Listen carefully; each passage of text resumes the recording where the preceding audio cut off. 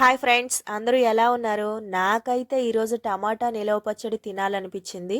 దానికోసం టమాటాలన్నీ మంచిగా వాటర్తో వాష్ చేసుకొని ఆరబెట్టేసుకున్నాను. మళ్ళీ వాటిని చీలికలా కట్ చేసుకొని ఒక ప్లేట్లో తీసుకొని తాలింపు కోసం ఎండుమిర్చి, కరివేపాకు, పచ్చిశనగపప్పు, పచ్చిమినపప్పు, అలాగే వెల్లుల్లి రెమ్మలు, రుచికి సరిపడ చింతపండు, దీనికి ఎంతో టేస్ట్ ఇచ్చే ఈ ఆవాలు మెంతుల పిండి కోసం మంచిగా డ్రై రోస్ట్ చేసుకొని వాటిని గోల్డెన్ బ్రౌన్ కలర్ వచ్చాక మంచిగా మిక్సీ జార్లో వేసుకొని చల్లారాక మిక్సీ గిన్నెలో వేసుకొని మంచిగా పౌడర్లా ప్రిపేర్ చేసుకొని పక్కన పెట్టేసుకోండి. ఎందుకంటే ఈ పౌడరే ఈ పచ్చడికి చాలా చాలా ఎమ్మీ టేస్ట్ ఇస్తుంది. ఇంకా దీంట్లోకి సరిపడా ఉప్పు, కారం కూడా పక్కన పెట్టుకోండి. ఇంకా ఒక కడాయి గ్యాస్ మీద పెట్టుకొని ఎలాంటి ఆయిల్ వేయకుండా ప్యాన్ హీట్ చేసుకొని అందులో టమాటా ముక్కల్ని యాడ్ చేసుకోండి. ఇక దీంట్లోనే సరిపడా చింతపండు కూడా యాడ్ చేసుకొని లో ఫ్లేమ్ మీద బాగా మగ్గనివ్వాలి. అలా కలుపుతూ అందులో వాటర్ అంతా మంచిగా మెత్తగా అయ్యేలా చేస్తుంది.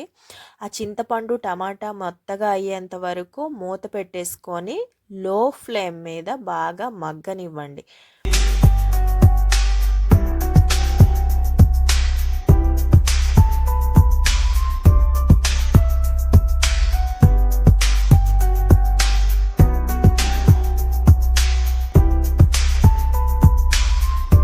మధ్య మధ్యలో కలుపుతూ ఉంటే ఇలా అయిపోతుంది. చూస్తున్నారు కదా, మొత్తం మగ్గిపోయింది. ఎలాంటి ఆయిలు లేకుండా నార్మల్ కడాయిలో వేసి ఆ వాటర్తో అబ్జర్వ్ అయిపోయింది. మొత్తం గుజ్జులా అయిపోయింది. ఈ కన్సిస్టెన్సీ వచ్చాక ఇంకా స్టవ్ ఆఫ్ చేసుకొని ఇది మొత్తం చల్లారేంత వరకు వెయిట్ చేయాలి. బాగా చల్లారాకనే దీన్ని తీసుకెళ్ళి మిక్సీ గిన్నెలో వేయాలి.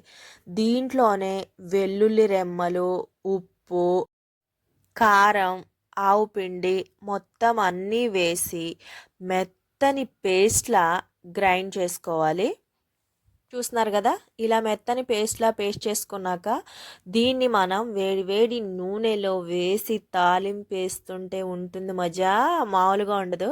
ఇక ఇందాక టమాటాలు వేయించిన కడాయిలో తగినంత ఆయిల్ పోసేసుకొని ఈ తాలింపు దినుసులు మొత్తం అందులో మిక్స్ చేసేసుకొని మంచిగా ఫ్రై చేసేసుకుంటే మజాగా ఈ తాలింపు దినుసులు ఫ్రై అవుతూ ఉంటాయి. ఆ స్మెల్కే మనకు పిచ్చెక్కిపోద్ది. ఇంకా ఎప్పుడెప్పుడు తినేద్దామా అని ఆత్రంగా అనిపిస్తుంది. దీంట్లో రుచికి సరిపడా ఇంగవ యాడ్ చేసుకుంటే ఆ టేస్ట్ ఇంకో లెవెల్ అయిపోద్ది.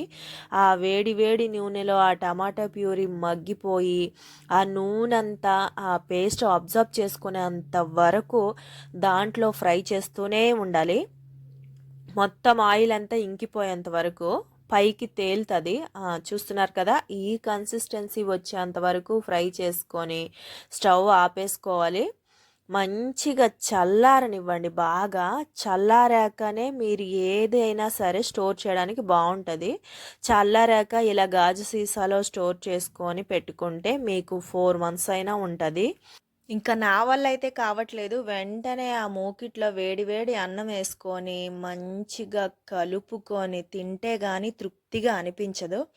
అందుకే వేసేసాను. మంచిగా కలుపుకొని మూకిట్లో ముద్ద నోట్లో పెట్టుకుంటే అబ్బా, మీకు కూడా నోట్లో నీళ్ళు ఊరుతున్నాయి కదా. ఇంకెందుకు ఆలస్యం, ఈ ఈజీ అండ్ సింపుల్ టేస్టీ రెసిపీని మీరు కూడా ట్రై చేసి టేస్ట్ని ఎంజాయ్ చేయండి.